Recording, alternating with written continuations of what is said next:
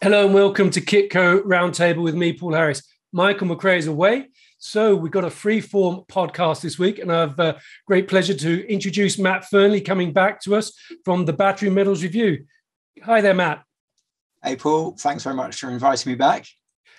You're more than welcome, and I apologise for this one's going to be a bit all over the place without the strong hand on the rudder that Michael McRae usually applies. The guiding hand. Yes, indeed. But we've got lots of good things to talk about. Gold has broken through $1,900 per ounce. The copper's back over $4 a pound. It seems like there's 2023 is going to be a very good year for the metals complex. Fingers crossed. Okay, there's a lot to talk about, but first let's get into some of the news highlights this week. There was a lot of good drilling results announced this week, maybe because the metals are coming back and people are sensing that there's a market change underway. Tinker Resources released a spectacular hole from ongoing infill and resource expansion drilling at its Ayahuilca zinc project in central Peru. The company hit its best hole ever with 38.9 meters, grading 20% zinc, including an ultra-high-grade interval of 10.4 meters, grading 42% zinc at South Ayahuilca. In Argentina, Filo Mining reported an interval of 1,028 meters, grading 1.16% copper equivalent in the Aurora zone at its Filo del Sol project in San Juan. The company is currently drilling its deepest hole ever, which is at a depth of about 1,750 meters. Looking forward to hearing about that one.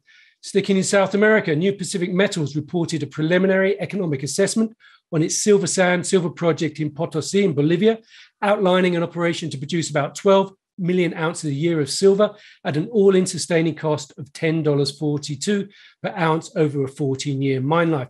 The project would yield an after-tax net present value of $726 million at a 5% discount rate and an internal rate of return of 39% with a 1.9-year payback at a $22.50 silver price, following an initial capital cost of just $308 million. A lot of good news this week, but also some bad news. Copper thieves in Chile stole millions of dollars worth of copper cathode in a robbery of containers produced by state copper company Codelco at the port of San Antonio. 10 armed men entered the port, attacked workers and stole 13 containers, 12 of which contained copper. Local media said the cathodes, which were insured, had a market value estimated at $4.4 million. The government of Panama called foul on an investor update given by First Quantum Minerals about the Cobre Panama contract negotiations this week, citing various inaccuracies in the information presented by the company. The Ministry of Commerce and Industries said there are more than a few disagreements with the company, which require resolution, with the parties disagreeing on fundamental issues such as royalties, deductions for depletion, international measures to mitigate tax avoidance, value-added tax, scope of easements, material breach, termination, etc., etc. The government also poo-pooed the company's claims about the economic benefits which would accrue to Panama, stating the company's proposals would make Panama's fiscal take considerably lower than that seen in other countries in the region, with an asymmetrical economic upside to the benefit of First Quantum. Contract negotiations between the parties continue. Saudi Arabia's charm offensive brings rewards, with Ivanhoe Electric and Barrick Gold announcing deals with state company Ma'aden at the Future Minerals Forum in Riyadh this week. Ivanhoe Electric executed a heads of terms for a strategic investment of $126.4 million by Ma'aden into Ivanhoe Electric and the establishment of a 50-50 exploration joint venture. Ma'aden will make about 48,000 square kilometers of land within Saudi Arabia available for exploration by the JV. Ivanhoe will contribute about $66 million to the JV. Barrick Gold signed joint venture agreements with Ma'aden as well for 2 exploration projects comprising the Jabal Sayed South and Ad Damar license areas. These significantly expand Barrick's exploration footprint in the country and open up potential synergies with the nearby Jabal Sayed mine, an existing joint venture between Barrick and Ma'aden. With ESG a huge concern for Western miners and investors, particularly concerning battery metals, maybe working more with Ivanhoe and Barrick will affect some ESG transfer to the kingdom, while the mining sector is actively increasing diversity and seeking to hire more women to senior management roles and boards. Both Human Rights Watch and Amnesty International are critical of the lack of women's rights in the kingdom, as well as other things. Matt, what do you make of all of this? Panama, Saudi Arabia, resource nationalism, ESG, a lot of things for mining CEOs to deal with. Yeah, I think so. I mean, I think the resource nationalism thing is something that sort of comes up at this point in the cycle fairly regularly. Those of us who've been looking at the mining sector for a long time, I think, would recognise what's going on. Yeah, I mean, it's an unfortunate thing for companies and for investors, but eventually these things do tend to sort themselves out when the company puts a reasonable offer on the table and the country can walk away with it. At least they're negotiating, rather than other situations where we've seen countries effectively coming out and saying, well, here's the royalty regime, take it or leave it. So It does seem that things like this are becoming more and more frequent in the news. More and more countries are looking to get a better or bigger deal from their resources. As we're waiting to come on the air today, I saw a news headline out of AP in Mexico. Basically, the president of Mexico is telling companies that have lithium concessions in Mexico that you're not going to produce. I mean, Mexico is a really interesting one because, of course, Mexico nationalized its lithium industry, and then Mexico came out at the end of last year and said, look, you American and Canadian companies, why don't you come and invest in Mexico? And of course, the reason that people are not falling over themselves to invest in Mexico is because you just nationalized your industry, and now you're saying, look, you're not going to be able to explore these concessions. So it's very mixed messaging, but I think probably, given the state of the global economy at the moment, it's probably not a surprise to see countries with large mining industries looking to cash in from the supernormal profits being generated by some of these companies and commodities in particular, and perhaps it's something that we're going to have to get used to, for the next 6, 12, 18 months, however long the economic downturn persists. It is quite interesting how this differs from country to country. Another news item in this morning, Ioneer announced that the US Department of Energy is willing to provide a loan of up to $700 million for the Rhyolite Ridge development in Nevada. So the US is saying, okay, we want the battery minerals, it's starting to write checks. Yeah, I mean, I think it's great to see that the US is starting to deploy capital. Between the US, Australia, and to a lesser extent Canada, we're seeing a real willingness to deploy capital in the mining space, and that's great. Huge applause. And I think the IRA and some of the legislation that's come out from the US government is very helpful. What we're still lacking on the US government side of things is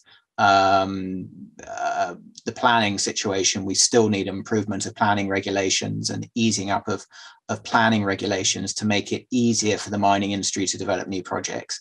And, I'm not saying sort of disregard environmental legislation, but we do need some streamlining of planning regulations, because at the moment it's taking on average sort of 10 to 12 years to build a new mining operation in the US. And if you realistically want to have an integrated, battery energy transition industry, it needs to take less time. But the US is definitely out in front in terms of making capital available. And if you contrast that with other regions, Europe, for instance, has talked a good talk, but hasn't actually made any capital available. And as you say, other regions are looking to cash in on investments that have already been made.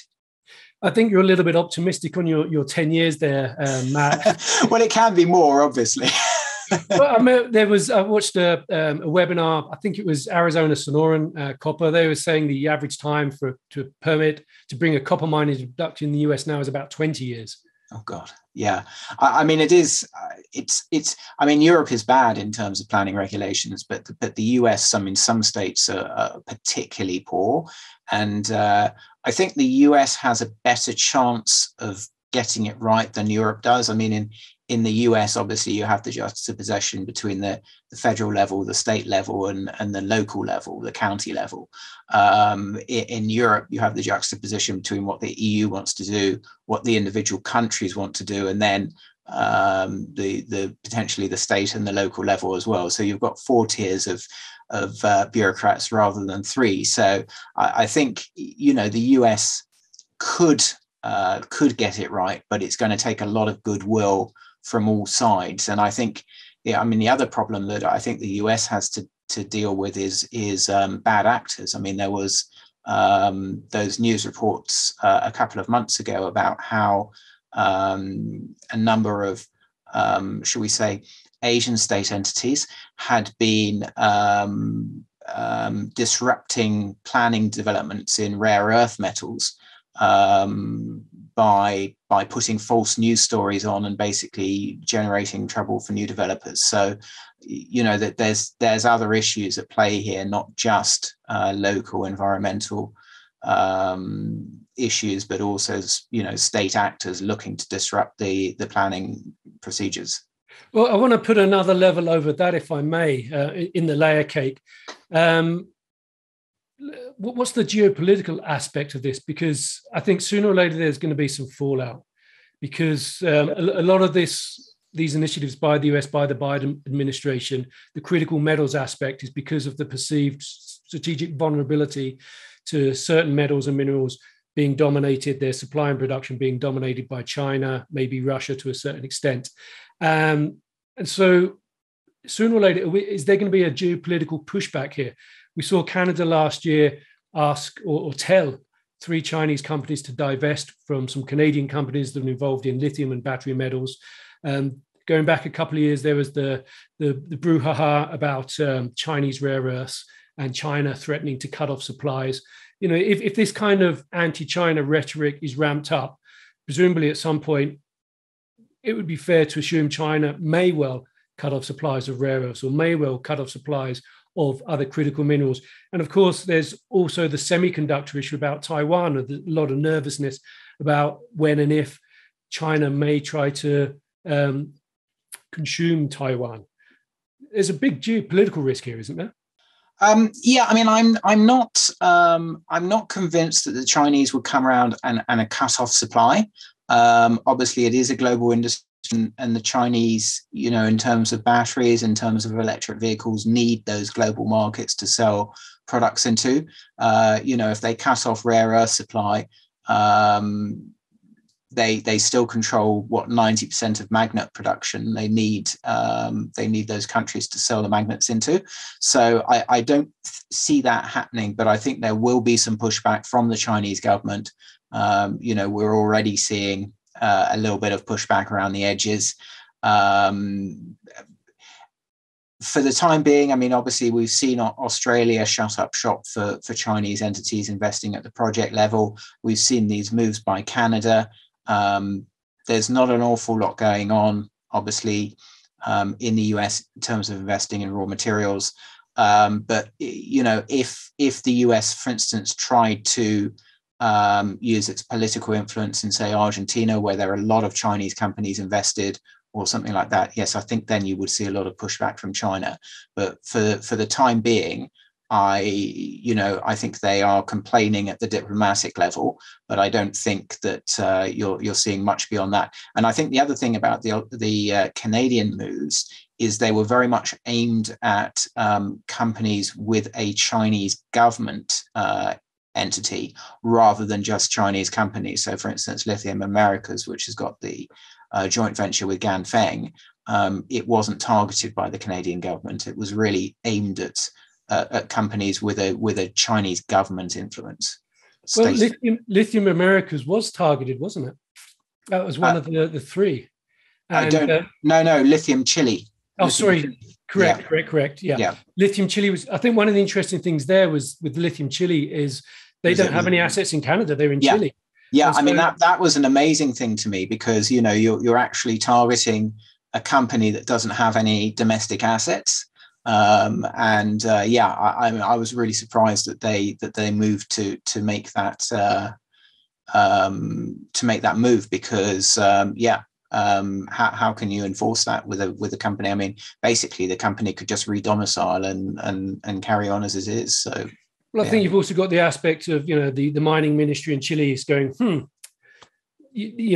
Canada's trying to influence unduly, perhaps, what's happening in Chile's mining sector. And I imagine they could take umbrage at that as well. Yeah, I mean, potentially. I think it's very interesting. I think with the IRA, with this, you're sort of setting up this friend-shoring bloc. Effectively, you're saying, look, this US, Canada, Australia, UK, for as much as it counts, block of country. We don't need China. We're just going to make it work for ourselves. And maybe then the rest of it's irrelevant. So this the geopolitical aspect is obviously something that's going to be ongoing and that a lot of people will be paying a close attention to. But as we get underway in 2023, as I mentioned at the start, copper's over $4 a pound. Lithium price is still crazy high. What can we expect from 2023 in the battery metal space? Yeah, I mean, it's a very interesting one. I mean, last year was a year of ups and downs in, for instance, lithium and nickel. A lot of quite significant ups, some pretty significant downs as well. Cobalt and manganese went south, graphite went up. So, it was quite a year of different behavior in the different materials. This year, we probably expect more of the same. I feel very strongly that there could very well be another squeeze in lithium in the early part of the year, which could put prices up after they've been under pressure for the last 4 or 5 weeks or so. Beyond that, I think lithium prices are going to be a little bit more volatile. I sort of see them being stronger for longer, but within that being sort of cyclical. So, they're not going to stay flat at, say, $60 a kilogram. They could go up to 85. They could come down to sort of 55 or whatever. But they'll be averaging sort of $65 a kilogram over the long term. Nickel's a really interesting one. Obviously, we've had the squeeze on the LME in refined nickel. But actually nickel intermediate prices haven't really budged. And there's a really interesting juxtaposition between the sort of nickel pig iron prices, which haven't really picked up as much as the LME refined nickel prices, and obviously the refined prices where, and I read something recently that Tsingshan, the Chinese stainless steel producer, is looking to convert some copper smelters to produce nickel. And of course, that's very interesting. And that potentially would have knock-on ramifications for the copper industry, which is looking pretty tight at the moment as well. So that's an interesting sort of trend to look at. Graphite is one of those commodities where the market really doesn't seem to get it. So, I mean, graphite prices were up 70% last year, 17%, I should say. Equities were down about 30%. So, the market really didn't recognize the fact that the graphite price environment is improving very rapidly. And then both manganese and cobalt, the prices were moving primarily in one direction, which was down last year. And a lot of that's to do with sort of macroeconomic factors. And if things pick up in China in the second half of the year, then we could have a reversal of that trend. So I think it's going to be a very, very interesting year. And I think it's going to be quite volatile from the point of view of commodity prices, material prices, but also from the point of view of equities. It sounds like it's going to be a year of, holding on tight and not getting carried away. Yeah, I mean, I think so. I mean, I think it's going to be a big trading year, to tell you the truth, this year. I think that, the market's very worried about the potential slowdown in EV sales growth out of China, the potential slowdown in Europe because of the pressure on the consumer, and what is that going to do in terms of the sort of lithium supply demand balance, what's going on with the new lepidolite lithium supply in China, and how will that impact sort of the supply demand balance going forward. So yeah, I think it's going to be one of those really fun trading environments that sort of investors and analysts end up tearing their hair out about. And as you can see, I haven't got very much hair left, so it's going to be a problem. You're trading too much. Okay, to finish, Matt, at a sort of project level, maybe, what are you most looking forward to or most excited about this year for any project anywhere? What are you really looking forward to? I'm really excited to see the exploration results from Quebec. Last year, we saw signs that there's a potential very exciting hard rock lithium pegmatite province in Quebec. We've seen some really exciting drill results from a number of companies in that region. Winsome Resources, Patriot Metals. There's 2 or 3 other really interesting companies drilling at the moment. So for me, that is very, very exciting. We obviously knew about Ontario as a site of high quality pegmatites in Canada, but if you've got Quebec as well, and what's really exciting from a battery materials point of view is now we're seeing investment all the way along the value chain. So we've got the lithium there, we've got graphite there, we've obviously got nickel in Sudbury, we've got a bit of cobalt there. There's manganese exploration going on in North America. And then if you can build your cathode manufacturing facilities also in Canada, also in Quebec, using low carbon hydroelectric power, you can build your anode manufacturing facilities there as well. You're building up an integrated industry. And from an ESG point of view, it ticks a lot of boxes compared to our current situation, whereby, we dig up the spodumene concentrate in Australia, we ship it to China, we process it with their very high carbon intensity grid and their questionable ESG practices. Then we produce cathodes, we might move some to Korea, we move it all around the world, and then the EVs are consumed in Europe and North America. So from a ESG point of view, if we can integrate everything in North America, it makes the industry a lot cleaner and more attractive. Excellent. Well, thank you very much, Matt, for that update and at that outlook. How can people get hold of you? If you go on the Battery Materials Review website, you can contact me via there. I'm also on LinkedIn and Twitter. Okay, and I'm available on Twitter at Paul Harris Gold, and we're, of course, at Kitco Mining. Matt Fernley, Battery Metals Review, thank you very much for joining us today. Pleasure. Thanks for the invite. And that's all for Kitco Roundtable. Stay tuned for more next week, when Michael McRae will be back to put us on the straight and narrow again.